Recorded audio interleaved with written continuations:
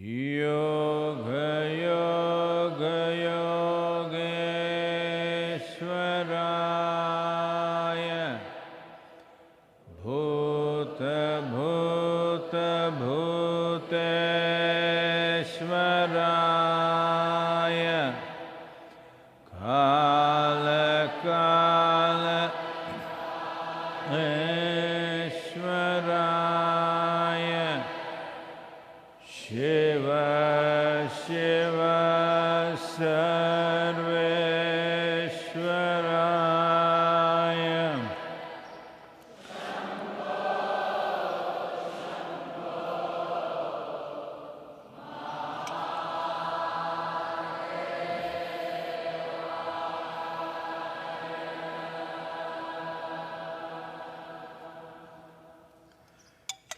Yoga Yoga Yogeshwaraya Bhuta Bhuta Bhuteshwaraya Kala Kala Kaleshwaraya Shiva Shiva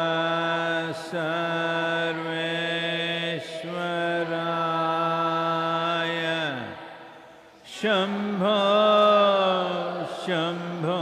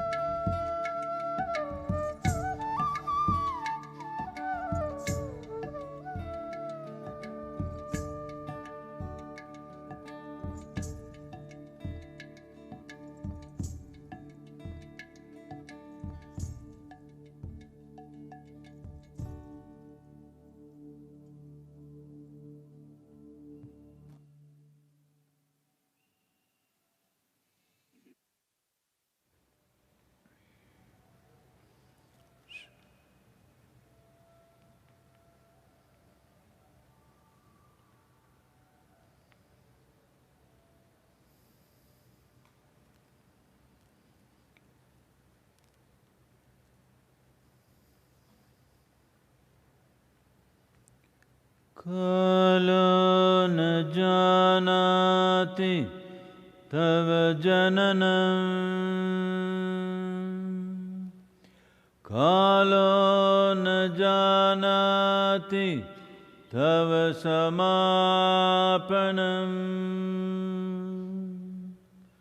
Drushto maya tava mahakara Yogeshwara Kala Kala. Yogeshwara Kala Kala.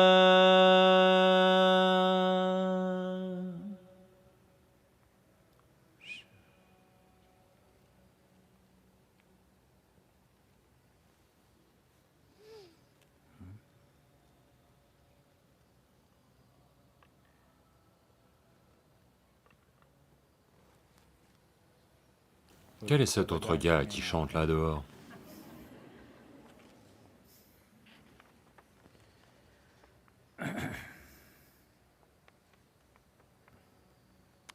Un petit poème pour vous, intitulé Révolution.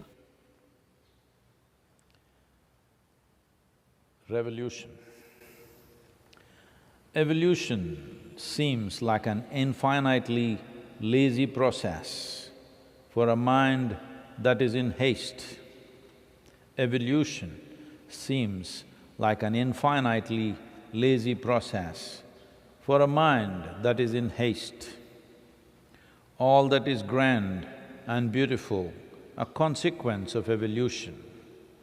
All that is grand and beautiful, a consequence of evolution, including the super hasty us, including the super hasty us.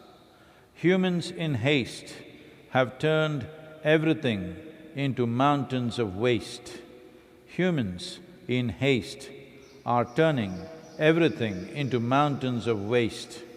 Time to stop the mindless haste and look at the magic of evolution, where there is nothing that goes waste. Time to stop the mindless haste and look at the magic of evolution, where there is nothing that goes waste. Revolution is a quick turnaround that inevitably gets you back to the very place that you started. Revolution is a quick turnaround that inevitably gets you back to the very place that you started.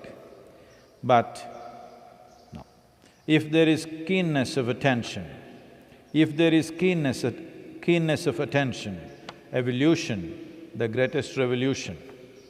If there is keenness of attention, evolution, the greatest revolution.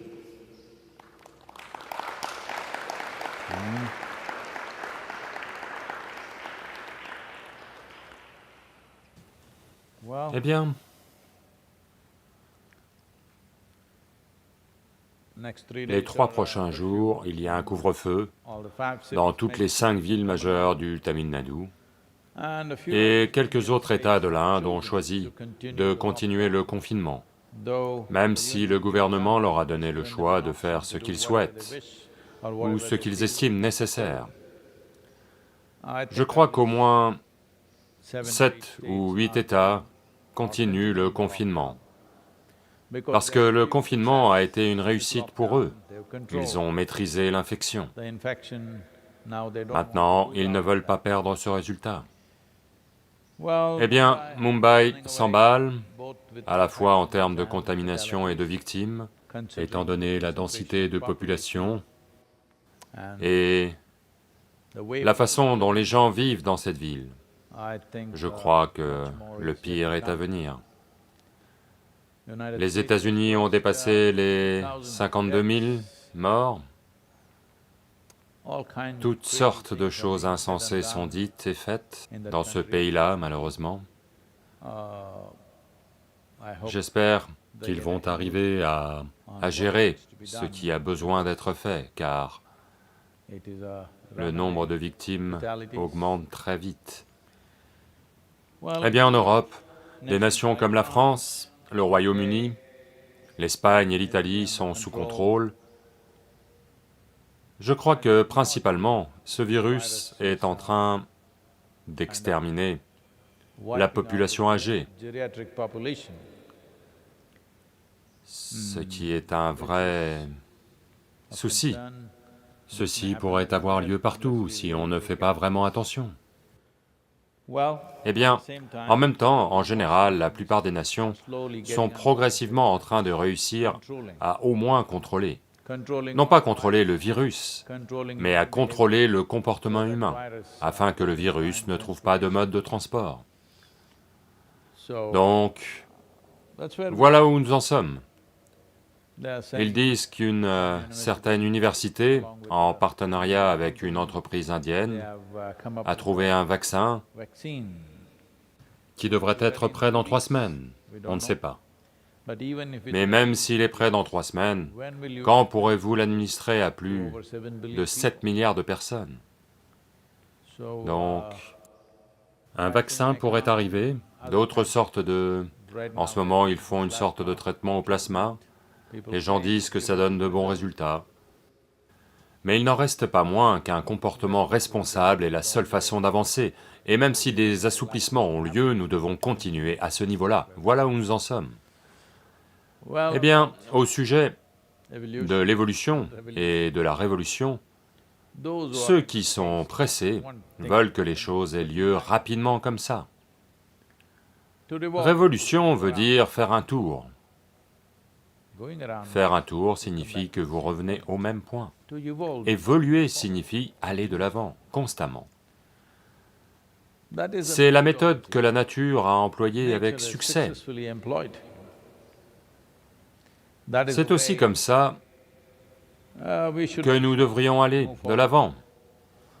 On est un peu pressé, alors tout, que ce soit notre économie, ou les processus sociaux, ou même les processus spirituels, tournent mal pour tout un tas de gens, simplement à cause de l'empressement. Si vous avez la capacité de gérer la vitesse, c'est autre chose. L'empressement ne fait pas nécessairement aller vite, parce que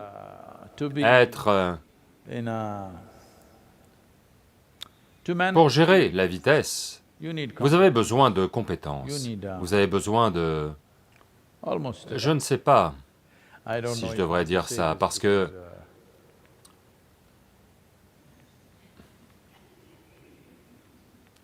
C'est ok. Donc j'ai toujours... Vous savez, il y a des gens qui m'ont demandé, « Sadhguru, est-ce que ça vous donne de l'adrénaline, d'aller vite ou de conduire vite ?» Pas du tout. Plus je vais vite, ce que je ne fais que quand je suis tout seul, quand je prends vraiment de la vitesse, je deviens absolument immobile, presque.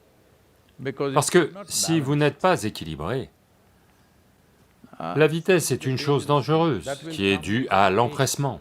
Vous essayez d'aller quelque part. Maintenant, comme vous voulez aller quelque part en un temps limité, si vous allez vite, il est toujours possible qu'il se passe quelque chose. Vous allez vite parce que vous êtes comme ça, parce que vous pouvez gérer la chose, vous n'essayez pas de faire la course avec quelqu'un, vous n'essayez pas de faire une course contre la montre, vous n'essayez pas d'arriver quelque part, mais simplement, en fonction de vos compétences, vous gérez quelque chose. Ça, c'est différent. Cela doit avoir lieu dans chaque aspect de la vie, mais cela n'arrivera pas en se pressant. Ça n'arrivera qu'en étant équilibré. Quand il y a un équilibre absolu, alors nous pouvons faire des choses jusqu'aux limites de nos capacités. Pas comme quelqu'un d'autre. Quelqu'un est peut-être capable de faire de la magie. Eh bien nous, on ne fera que des choses ordinaires, mais on les fera bien, du mieux qu'on peut. Donc, cet empressement qui s'est emparé des êtres humains, ces jours-ci, dans toutes les universités où je me rends, au début, je ne connaissais pas l'expression, maintenant, bien sûr, je la connais, ils ont ce problème de FOMO, la peur de rater quelque chose, que quelqu'un d'autre pourrait être en train de s'amuser. Je suis simplement assis ici à lire un livre, mais quelqu'un d'autre fait peut-être la fête, quelqu'un fait peut-être ceci, quelqu'un fait peut-être cela. Quelle folie! Une fois que ce genre de folie vous prend, il n'y a pas de répit. Il n'y a pas de répit avec ça, c'est un esclavage. La pire sorte d'esclavage, parce que vous voulez faire tout ce que tout le monde fait. Ça aussi, c'est un problème d'évolution. C'est régresser, pas progresser. C'est un trait de l'évolution qu'ont les singes. Si l'un fait quelque chose, tous les autres font la même chose. Eh bien, ça aussi, c'est un problème de manque d'évolution. Donc c'est important. Quand on parle de processus spirituel, la chose la plus importante est d'apprendre à être immobile. Alors l'action n'est plus une chose compulsive. L'action est une chose intentionnelle. Quand je veux agir, j'agis résolument. Autrement, je peux simplement être assis ici. Vous savez, ceci s'est passé. C'était il y a bien longtemps, au début de l'école homeschool. Un jour, j'y suis allé pour voir les enfants. Ils étaient à ce rassemblement du matin, et là, tous ces petits, vous savez, 6, 7, 8 ans, des enfants de 6 à 8 ans, ils sont assis là, comme ça. Je les regarde et je dis, pourquoi? Pourquoi ces enfants sont-ils tous comme des toupies cassées? Vous savez ce qu'est une toupie? Ça a disparu, n'est-ce pas? Les enfants jouent-ils encore à la toupie? Allô? Il n'y en a plus? Enfin, une toupie doit être bien équilibrée pour la faire tenir comme ça. Vous ne savez même pas si elle tourne ou pas, elle tient comme ça. Si elle est un peu cassée, elle fait comme ça. Donc ces enfants sont comme ça, comme ça. Je dis, qu'est-ce qui arrive à ces enfants? Non, ce sont des enfants, Sadhguru, ils sont comme ça. À qui sont ces enfants qui sont comme ça? Donc on a commencé quelque chose d'extrêmement simple. Les 7 notes de musique, Sa, Ré, Ga, Ma, Pa, Da, Ni, Sa, 12 minutes par jour le matin. 2 mois plus tard, j'y vais, ils sont tous assis comme ça. C'est tout ce que ça demande. Le problème actuellement, c'est que notre processus d'éducation est pressé. Les gens viennent me demander, Sadhguru, vous savez, aux États-Unis, une femme vient me demander, elle est enceinte de 4 ou 5 mois, elle veut faire, ça a un nom, je ne sais plus quoi, avant d'accoucher, elle veut apprendre quelque chose à l'enfant. Vraiment, ils font ces programmes où vous essayez d'enseigner les maths et d'autres choses à l'enfant en faisant certaines choses, je ne sais pas ce qu'ils font. Alors je lui dis, voyez, en Inde, il y a 2 bons exemples de personnes qui ont appris quelque chose dans le ventre de leur mère, et tous 2 ont été de vrais désastres. L'un d'eux est Ashtavakra. Depuis l'intérieur du ventre de sa mère, il entend ce que dit son père, il devient érudit, et il entre en désaccord avec son père dès ce moment-là. Alors son père le maudit, quelque chose s'est passé, ou bien l'apprentissage lui-même l'a déformé, il est devenu un être humain absolument déformé. Heureusement, il s'est épanoui en quelque chose d'autre parce que son corps était déformé. Un autre est Abhimanyu, le fils d'Arjuna. Lui aussi, dans le ventre de sa mère, il écoute des secrets qui sont racontés. Et il n'en entend que la moitié. Après ça, peut-être qu'elle a bu de l'eau ou autre. Il n'a pas entendu l'autre moitié. Imaginez donc, vous êtes à l'intérieur, vous écoutez.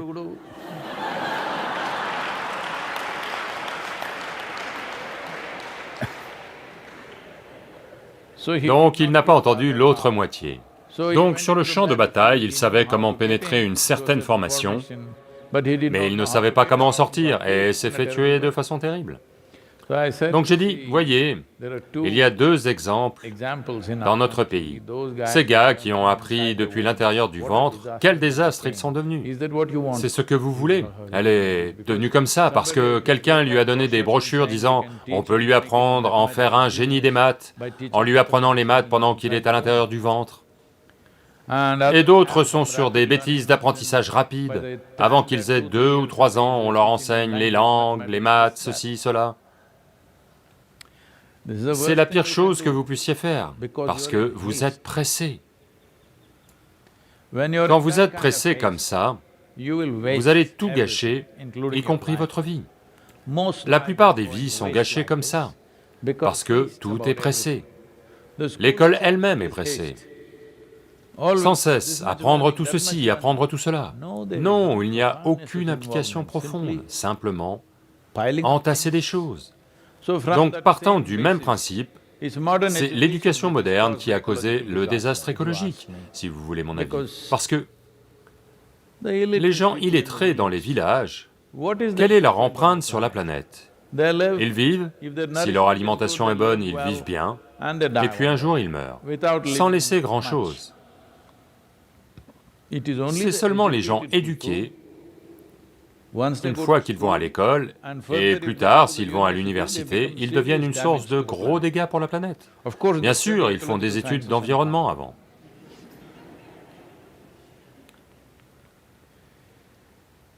Donc, cet empressement, s'il disparaît en vous, votre désir de vouloir être devant quelqu'un, fermer les yeux et être simplement assis ici devient très facile. Quelqu'un s'en va, qu'est-ce que ça me fait s'il s'en va? Où est le problème? S'il s'en va, il s'en va. Et puis, tant de gens, un si grand nombre de gens vous ont déjà devancé et sont morts. Des générations de gens. Vous voulez les devancer eux aussi? Pourquoi ne pas faire la course avec eux? Vite. Vraiment. Pourquoi ne faites-vous la course qu'avec les vivants? Les morts vous ont devancé, vous devez les dépasser rapidement. Allô? Oui, c'est exactement ce qu'on va faire. C'est exactement ce qu'on va faire avec ce genre d'empressement. Donc, l'un des aspects majeurs du processus spirituel est ceci. Vous n'êtes pas en compétition avec qui que ce soit.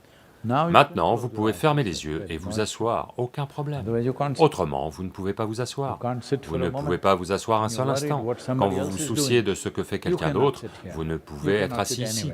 Vous ne pouvez être assis nulle part. Vous ne saurez jamais ce que c'est qu'être d'être à l'aise. Si vous ne savez pas ce qu'est être à l'aise, savoir ce que c'est d'être en extase, aucune chance.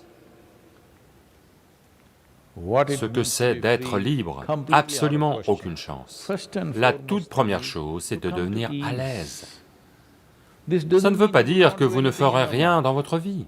Vous ferez tout ce que vous pouvez. Tout ce que vous pouvez faire, vous le ferez.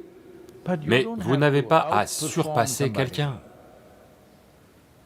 Ce n'est tout simplement pas nécessaire, parce que vous ne pouvez même pas surpasser une fourmi. Pouvez-vous faire ce qu'elle fait? Vous ne pouvez pas faire ce qu'elle fait. Donc, pas besoin d'entrer en compétition. Ces absurdités de compétition, depuis la maternelle ou même avant d'aller à l'école, ils commencent à leur dire « Je vais te mettre dans la meilleure école, tu dois être premier, tu dois être le meilleur élève. » Donc tous les autres doivent être moins bons que vous, c'est tout ce que vous souhaitez. Avec ce genre de maladie, oubliez le processus spirituel, même la vie, une vie simple. Les aspects simples de la vie, bien manger, bien dormir, faire des choses dans votre vie, cela non plus n'aura pas lieu. C'est arrivé aux sociétés modernes, la plupart d'entre eux n'arrivent pas à dormir. Ils doivent prendre un cachet ou boire un verre, autrement ils n'arrivent pas à dormir. Tout un tas de gens en sont arrivés là, simplement parce que pressés. L'empressement est une conséquence du fait de toujours vouloir être meilleur qu'un autre. Cette seule chose, si elle disparaît, s'asseoir ici, simplement, très naturel. Cela ne veut pas dire que le dynamisme de votre vie disparaîtra d'une quelconque manière, jamais. À vrai dire, le repos est la base de toute activité, l'immobilité est la base de tout dynamisme, la création est faite ainsi. À partir de Shiva, tout s'est produit, veut dire que tout n'était rien, et pourtant, à partir de cela s'est élevé un rugissement, ou une série de bangs, ou peu importe, et toute la création a eu lieu. C'est la base de notre existence aussi, encore maintenant. Les choses fondamentales, les gens ne les gèrent pas, mais ils continuent à faire toutes sortes de choses dans leur vie. La chose la plus fondamentale, c'est, vous devez comprendre au moins ça. Vous ne pouvez jamais être meilleur que quelqu'un ou pire que quelqu'un, ce n'est que dans votre tête. Vous ne faites que l'inventer. Le besoin désespéré d'être meilleur que quelqu'un est simplement parce que vous n'avez rien trouvé de précieux en vous-même, rien qui ait de la valeur en vous-même. Autrement, pourquoi voudriez-vous être meilleur que quelqu'un? Simplement parce que rien n'est précieux n'a été trouvé ici, c'est le seul problème. Si vous n'investissez pas dans cette direction, si les êtres humains n'investissent pas dans cette direction, eh bien, nous nous conduirons au désastre, ce que nous faisons de bien des façons. Au fur et à mesure de l'augmentation de nos capacités avec la technologie et les connaissances scientifiques, vous devez comprendre que la connaissance scientifique aujourd'hui, telle qu'elle est perçue par la plupart, c'est qu'on apprend de plus en plus d'astuces pour exploiter chaque fichue chose dans l'univers. Maintenant, on a les yeux sur Mars. On veut détruire une planète de plus. Comment pourrait-on ne détruire qu'une planète et nous satisfaire de cela? On veut en détruire au moins 2. Mais si on en détruit 2, on voudra en détruire 4. Et ensuite, ça se multipliera par permutation, comme avec le virus. Au départ, ils ont essayé de trouver cette personne. Comment s'appelle-t-il? 0 quelque chose. La première personne qui a été infectée. Eh bien, ils ne l'ont pas trouvé.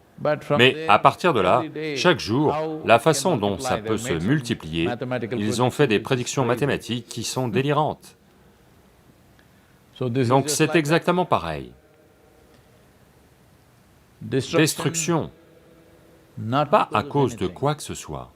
Destruction simplement du fait d'une incompréhension de la nature fondamentale de notre propre existence.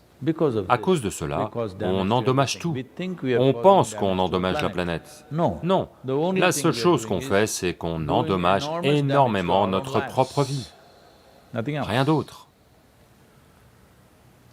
Donc, le virus, le confinement, à partir de demain matin, je crois qu'à partir de minuit aujourd'hui, c'est le couvre-feu, d'accord? Vous pourriez être abattu si vous allez dans la rue.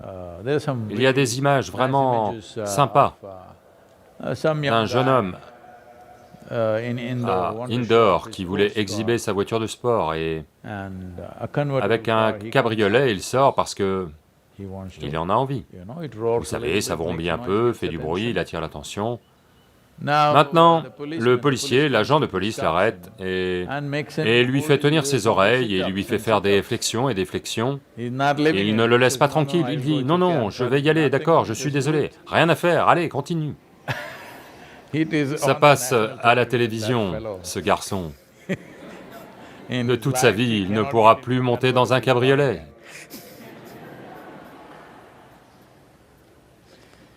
S'il vous plaît, les questions? Cette question est de Arvind Panigra de Mumbai.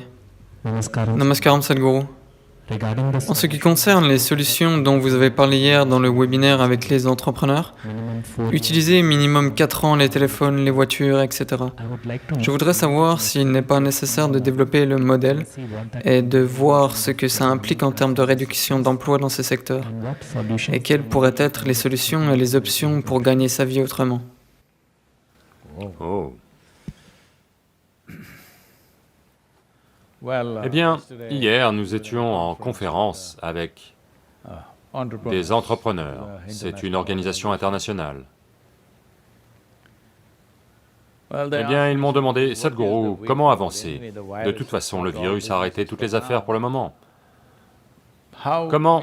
Nous sommes conscients qu'on devrait faire quelque chose pour ralentir ce qu'on fait, mais comment? Nous avons une conscience écologique, mais que faire? J'ai dit, vous pourriez commencer avec des choses simples. Si vous ne le savez pas, dans un pays comme l'Inde, c'est probablement bien pire aux États-Unis. Je n'ai pas les chiffres aux États-Unis. Dans un pays comme l'Inde, 40% des gens qui achètent des téléphones, des smartphones, ne l'utilisent que pendant un an. En ce moment, dans ce pays, il y a plus de 50 crores, c'est-à-dire... Quoi? 500 millions, n'est-ce pas? 500 millions. 500 millions de téléphones qui ne sont pas utilisés. Ils sont quelque part, dans leur maison, parce qu'ils ont le dernier modèle, l'ancien modèle. Ils ne veulent pas le partager avec qui que ce soit, car s'il y a des informations ou autres, ils ne veulent pas le vendre. Ils ne veulent pas le donner à qui que ce soit, parce que n'importe, leurs photos, leurs ceci, cela sont là, et ils ne savent peut-être pas tout effacer. Il peut y avoir des problèmes. 500 millions de téléphones en Inde ne sont pas utilisés, ils sont quelque part. Pouvez-vous y croire? Donc j'ai dit, pourquoi ne pas faire une loi? Si vous achetez un téléphone, pendant 4 ans, vous devez l'utiliser. S'il se casse, vous devez retourner le téléphone cassé. Ou il doit y avoir un moyen de vendre l'ancien téléphone pour que quelqu'un d'autre l'utilise, un téléphone moins cher, ça marche. Toutes les voitures, si vous achetez une voiture, minimum 8 ans, vous devez l'utiliser. Si ça fait trop, on peut fixer ça à 8 ans ou 100 000 kilomètres. Quelque chose, je dis. Parce que toute l'industrie manufacturière n'arrête pas de grossir et grossir et grossir et grossir. Vers où? Jusqu'où? Quelque part, il doit y avoir une restriction ou l'autre. Maintenant, au moins, on a appris à vivre avec des restrictions. Ce serait mieux de faire des lois.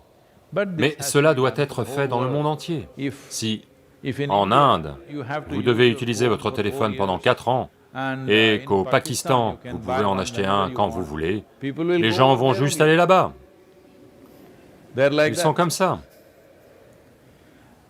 Dans le monde entier, il faut faire en sorte que les téléphones ne puissent pas être vendus à quelqu'un qui vient juste d'acheter un téléphone. Il ne peut pas acheter un autre téléphone pendant 1 an ou 2, il doit attendre parce que son nom, le numéro du téléphone, tout doit être enregistré comme il faut. Si 4 ans c'est trop, très bien, réduisez-le à 3 ans, 2 ans, peu importe. Fixez une durée raisonnable, durant laquelle la plupart des téléphones ne se casseront pas. Fixer une durée raisonnable pour toutes les voitures, et ainsi de suite. Ensuite, des choses similaires peuvent être faites avec l'équipement militaire et les choses comme ça. Si vous ne faites pas quelque chose comme ça maintenant, vers où allez-vous vous étendre?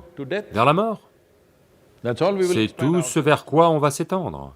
Nous devons fixer des limites de ce genre sur la production d'acier, d'aluminium, les matériaux principaux. Si vous établissez des restrictions, ça y est. Aujourd'hui, quel que soit votre volume de production, vous ne pouvez pas l'augmenter pour les 25 ans à venir. Vous devez le fixer.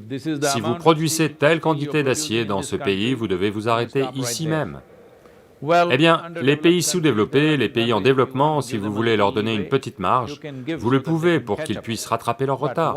Mais une fois qu'on atteint un certain point, avec telle population, vous produisez tant, vous devez vous arrêter là. Autrement, les gens vont continuer à utiliser les choses de plus en plus aveuglément. Il n'y a pas de plus ici.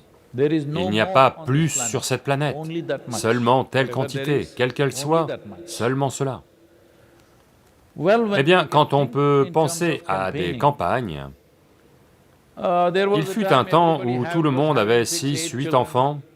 Aujourd'hui, tout le monde en est à 2, 1, beaucoup choisissent de ne pas en avoir. Je menace même d'établir un prix pour toutes les femmes qui n'auront pas d'enfants dans leur vie.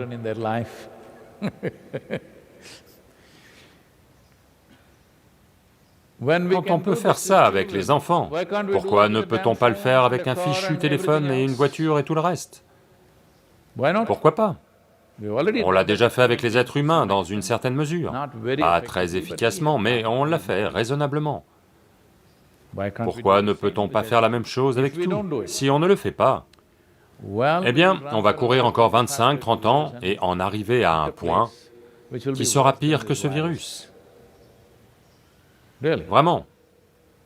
Les problèmes de changement climatique, quand ils dégénéreront, ce que ça va donner, le gouffre dans lequel on va tomber sera bien pire que le virus. Si vous pensez que le virus ébranle votre vie, quand les problèmes de changement climatique exploseront, vous verrez que le genre de situations auxquelles nous ferons face seront très différentes. Clairement, il doit y avoir aussi une diminution de la population humaine. Tout le monde va penser taux d'emploi, emploi, emploi. Eh bien, plus de gens pourront chanter, danser, faire des fleurs. Il y a beaucoup de choses que vous pouvez faire. Tout le monde ne doit pas être dans une industrie à fabriquer quelque chose.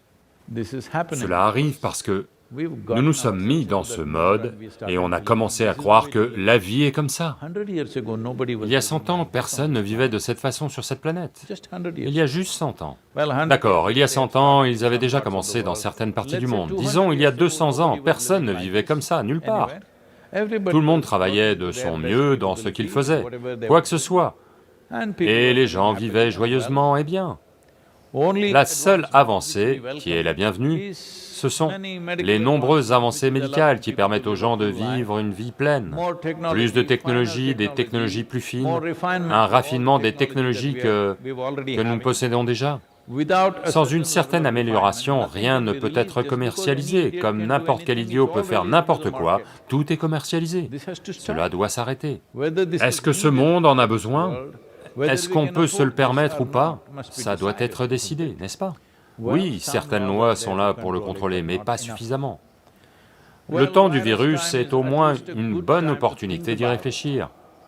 Ensuite, évidemment, les gens vont dire, « Sadhguru, vous en rajoutez une couche, nous souffrons déjà, on ne sait pas comment gérer notre affaire, on ne sait pas comment offrir des emplois.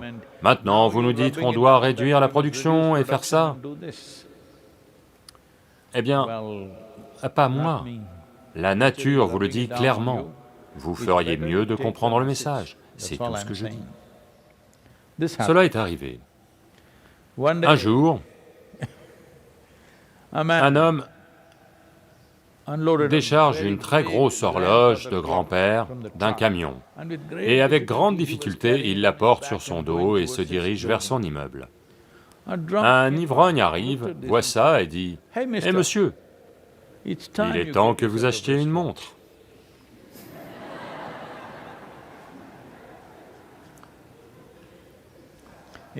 Il est temps qu'on s'achète une montre. Nous portons de si grosses choses pour des processus simples. Il est temps qu'on réduise cela. Je veux dire, regardez simplement ça. Si vous ne l'avez pas vu de vos yeux, beaucoup d'entre vous sont trop jeunes pour ça, mais regardez, disons que vous regardez un film hollywoodien des années 70 ou 60. Vous avez vu ces fichues voitures? À partir de cette voiture, vous pouvez en faire 5, c'est la quantité de métal qu'il y avait dans une voiture. Allô? Elles sont construites comme des vaisseaux. Maintenant, on fait probablement 2, 3 voitures avec la même quantité de métal. Ça, c'est une amélioration, n'est-ce pas?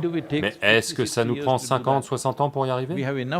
On a assez de cervelle et assez de design, assez de compétences pour nous asseoir maintenant et en faire une réalité dans les 3 prochaines années. Tout ce qui peut être raffiné et minimalisé peut être fait maintenant. Cela en soi vous donnera énormément d'emplois. Cela veut dire que tout le monde doit s'appliquer à devenir un peu plus ingénieux avec leur vie. C'est bon pour votre cerveau aussi. C'est bon pour le monde aussi. C'est bon pour la planète. C'est très bon. L'une des... je vous le dis, l'une des plus grandes satisfactions qu'un être humain peut connaître, c'est quand vous trouvez quelque chose d'intelligent, peut-être une chose simple, comme accrocher une photo au mur. Tout le monde galérait, vous avez une idée simple et nouvelle, waouh, vous allez vivre avec ça pendant longtemps. Oui, parce que quand physiquement vous... Voyez, en ce moment, certaines personnes se plaignaient. Pourquoi les joueurs de foot sont-ils mieux payés plus que les chercheurs en sciences? Si on avait investi ce qu'on investit dans un Ronaldo ou un Messi dans les sciences, on n'aurait pas ce virus. Ce n'est pas vrai, c'est seulement parce qu'on a trop investi dans la science.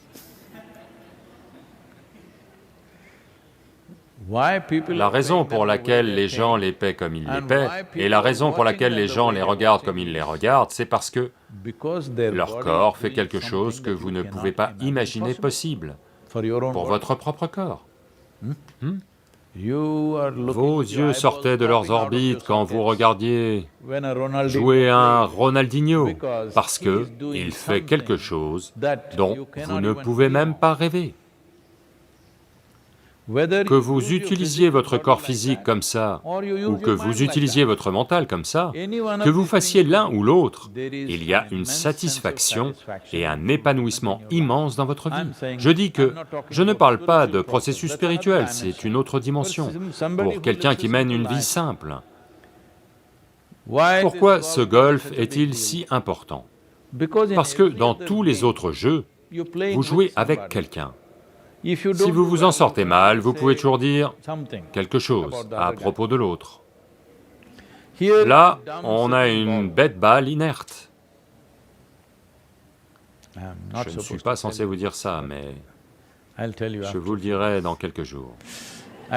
J'ai fait quelque chose pour ça, maintenant. C'est une balle inerte. Mais une fichue balle inerte ne suit pas vos instructions. Elle part comme ci, elle part comme ça.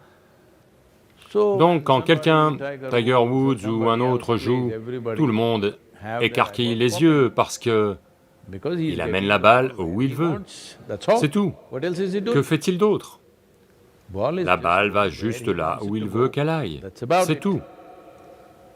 Donc simplement, quand le corps fonctionne comme vous le souhaitez, il y a un profond sentiment d'accomplissement.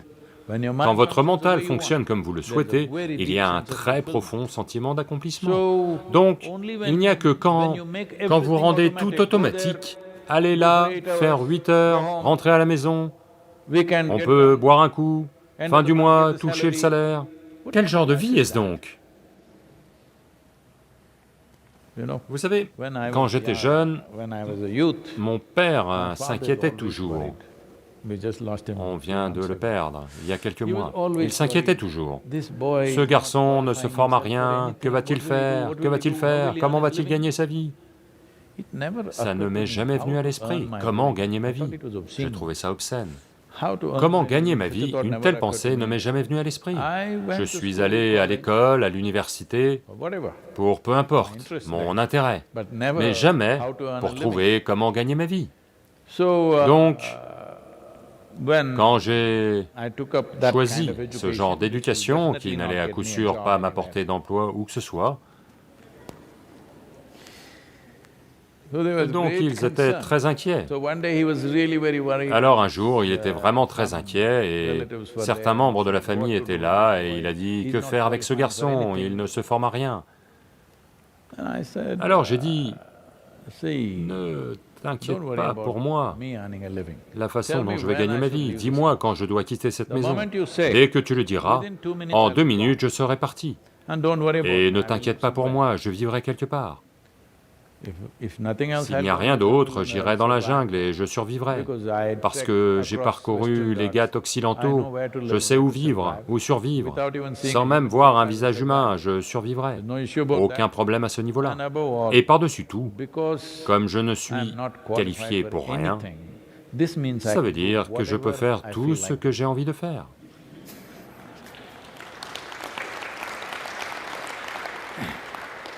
Maintenant, cela peut paraître arrogant, mais ce n'est pas une question d'arrogance, ce n'est pas une question de talent particulier, c'est juste que c'est exactement ce qu'être humain veut dire, que, vous savez, avec nos programmes Insight et autres, on a changé ça, et même à l'ashram, on n'utilise plus l'expression « ressources humaines ». Ressource signifie que c'est une quantité fixe. Un être humain n'est pas une quantité fixe. Si il ou elle est une quantité fixe, que puis-je faire avec eux? Si elle est déjà fixée par leur génétique, ou leur culture, ou leur satané Dieu, que c'est tout ce qu'ils seront, alors que vais-je faire avec eux? Comme je vois les êtres humains comme un potentiel, c'est la raison pour laquelle j'investis ma vie en eux. Autrement, pourquoi? À quoi bon s'ils ne sont pas un potentiel? Donc on est passé de ressources humaines à potentiel humain. C'est très facile, pour le R, on a juste remplacé une lettre. C'est PH maintenant. À l'ashram, le département n'est plus appelé RH, il s'appelle PH, potentiel humain. Parce que un humain est un potentiel. Jusqu'où allez-vous explorer cela? Là est la question. Donc, quelque part, à partir de ce potentiel humain, on a seulement regardé comment faire plus. Il ne s'agit pas d'en faire plus, il s'agit d'en faire plus en termes de profondeur, pas seulement en termes de quantité. On est passé à la production de masse dans le monde. Toutes les belles choses ont disparu. Ce pays a encore conservé de l'artisanat, faire des choses, vous savez, chaque vêtement, chacun d'entre eux, chaque mètre de ce que fait un tisserand est unique et différent. Mais maintenant, ça sort d'une machine, et le gars qui se tient debout là ne fait qu'ajouter un peu d'huile ou un peu de colorant et il est juste debout là et il n'a aucune application, rien. Nous avons rendu le monde ainsi parce que quelqu'un veut plus d'argent, plus d'argent, plus d'argent, c'est tout. Tout le monde parle de milliards et de milliards. Je vous le dis, même si je vous donne encore 100 ans de votre vie, disons que vous avez 50, 60 ans, on va vous donner 100 ans de plus. Qu'allez-vous faire avec 100 milliards de dollars? Qu'allez-vous faire, je demande? Juste des âneries. Mais ils vont dire, je ferai de la philanthropie. Mais pourquoi? Pourquoi s'en emparer pour ensuite le redonner? Je ne critique pas ceux qui le font, je suis content qu'au moins eux le fassent, d'autres l'enterrent dans leur tombe et s'en vont. Vous avez vu ces rois et ces pharaons égyptiens, et d'autres, ils ont enterré d'énormes quantités d'or et de trucs dans leur tombe, en pensant qu'ils en auraient besoin ailleurs. Au moins, cela essaie de rendre. C'est devenu tendance. J'ai dit, pourquoi prendre plus que ce dont vous avez besoin, puis redonner? Cette habitude culturelle, si on la change, on peut tout changer. Que faire avec 7,6 milliards de personnes? Il y a beaucoup de belles choses à faire. Il n'est pas obligatoire de juste continuer à mettre plus d'automobiles, plus... Au moins décidons. Combien de personnes devraient exister sur cette planète? Combien d'automobiles devraient exister? Combien de fichus téléphones devraient exister? Combien de toutes les autres machines devraient exister? Au moins, asseyons-nous tous et fixons une limite. Il ne peut y en avoir que tant. Autrement, en ce moment, c'est ce qui se passe dans toutes les villes indiennes. On a plus de voitures que de routes. Oui. Si toutes les voitures sortent dans la rue, on n'a pas assez de rues. Mais on a des voitures. Et on regarde l'économie, les ventes de voitures progressent, les ventes de voitures progressent, donc on s'en sort super, super. Au moins conduisez une moto comme moi, vous utilisez moitié moins d'espace au moins. Ce que je dis, c'est qu'on doit faire une chose ou l'autre. D'une manière ou d'une autre, nous devons voir comment occuper moins d'espace, chaque être humain individuel. En ce moment, distanciation, vous occupez plus d'espace, d'accord. La distanciation sociale, c'est bien, mais si on ne cherche pas comment consommer moins, si on continue à penser... Parce que les gens en parlent, certains d'entre eux qui sont des dirigeants politiques élus, quand je leur en ai parlé, ils disent « Non, nous devons augmenter la population parce que nous aurons une main-d'œuvre très jeune, notre économie va croître. Qu'allez-vous faire avec la fichue économie ?» Disons que dans ce pays, au lieu d'1 milliard de personnes, ça passe à 2 milliards de personnes en je ne sais combien d'années. Après ça, pourrez-vous vivre ici? Vous pouvez faire tous les arrangements que vous voulez. Vous pouvez construire un appartement de 500 étages. Mais est-ce comme ça qu'on vit? Pourquoi ne peut-on pas gérer les choses consciemment, que ce soit la population humaine, la population téléphonique, la population automobile, la population informatique, combien devrait-il y en avoir? Quel serait un nombre raisonnable? Nous devons le définir. Ce virus, on dirait qu'il nous apporte un certain bon sens. Nous devons utiliser ce temps pour au moins commencer à réfléchir. Je sais que ça n'aura pas lieu du jour au lendemain, mais au moins, nous devrions commencer à réfléchir en ce sens. Où essayons-nous d'aller? Où essayons-nous d'aller? Le virus vous dit, à tout moment je peux t'avoir. D'accord? Où essayons-nous d'aller? Oui, nous devons faire des choses. En tant qu'être humain, nous voulons faire beaucoup de choses, c'est bien. Mais quand on sait qu'on va droit vers notre destruction, n'est-il pas temps de s'arrêter et de regarder? Il nous a de toute façon stoppés dans notre élan. Lentement, je crois que toutes les personnes agitées commencent lentement à profiter du calme de leur vie. Cela ressemble à ça, d'après les réactions que je vois autour de moi. Au départ, ils étaient tous comme ça. Maintenant, on dirait qu'ils sont un peu plus posés. Donc, tous les ans, je pense que des confinements volontaires doivent avoir lieu dans le monde entier. Vous savez, pas besoin d'un virus pour nous y forcer, simplement le monde entier, 3 semaines de confinement. Vous n'êtes pas obligé de rester chez vous, vous pouvez vous déplacer.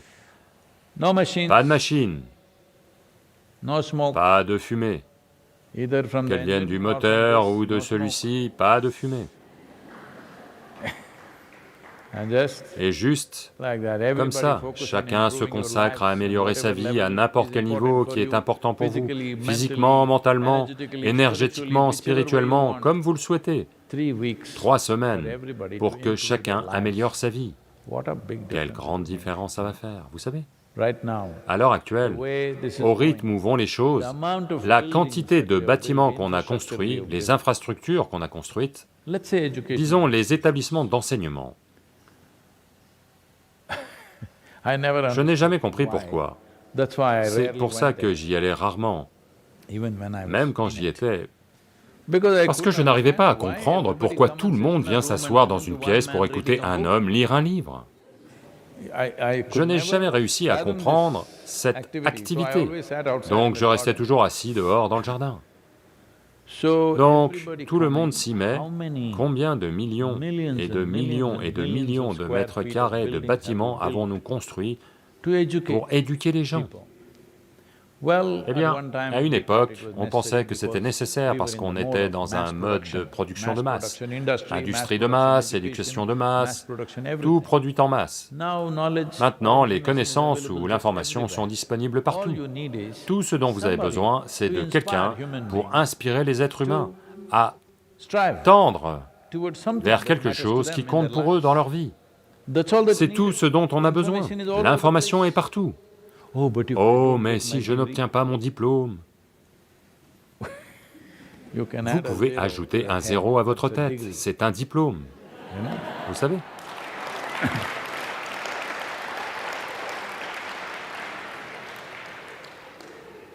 Si vous savez quoi faire, si vous êtes bien informé, et cette information vous l'avez bien assimilée et vous pouvez en faire quelque chose, c'est suffisant.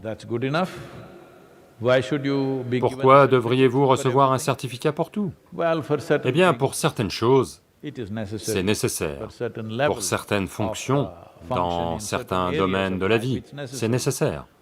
Mais il est temps de réfléchir à cela. Les enfants peuvent aller à l'école jusqu'à l'âge de 15 ans. Après ça, ont-ils besoin d'aller à l'école ou non?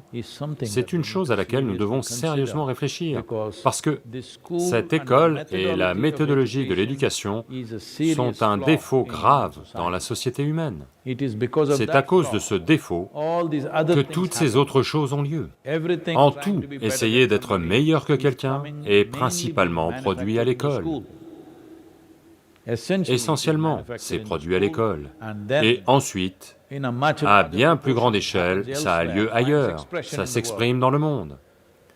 Il est important que, vous savez, quelques parents aux États-Unis le font, mais très peu. Ils font l'école à domicile.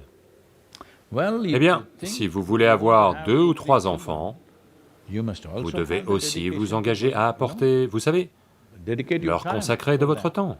Maintenant, vous produisez des enfants, les jetez à l'école, 1 fois par an ou 2 fois par an, vous les voyez. Eh bien, en ce moment, c'est organisé ainsi. C'est ainsi que ça fonctionne. Mais il est temps de s'en éloigner, car il fut un temps où il n'y avait qu'un seul livre. Ceux qui étaient assez entreprenants à l'époque, avec un livre, ils ont commencé les religions, et ça marche bien. Maintenant, vous ne pouvez pas démarrer une nouvelle religion, sachez-le, ça ne fonctionne plus. Vous aviez juste un livre, ça suffit. Parce que seul vous pouvez le lire, personne d'autre ne peut le lire. Seul vous saviez le lire, quoi que vous lisiez, tout le monde pensait « c'est fantastique ». En regardant un bout de papier plat, vous disiez tellement de choses, les gens étaient tout excités. Ces temps sont révolus, c'est bon, on va vous pardonner pour ce que vous avez fait à cette époque, plus maintenant. Maintenant, il y a suffisamment d'informations partout, accessibles à tous. Maintenant, ce qu'il faut, c'est un être humain inspiré.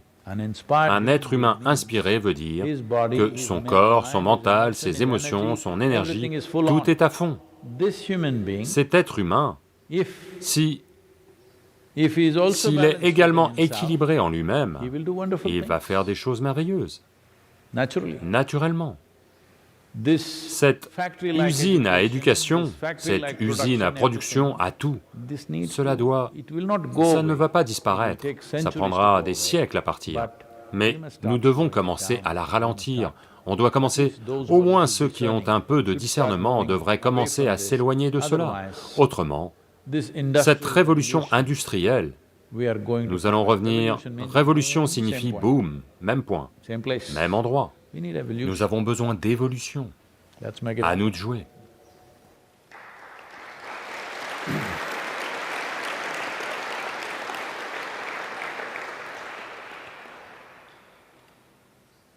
Yoga Yoga Yogeshwaraya Bhuta Bhuta Bhuteshwaraya Kala Kala Kaleshwaraya Shiva Shiva Sarveshwaraya Shambho Shambho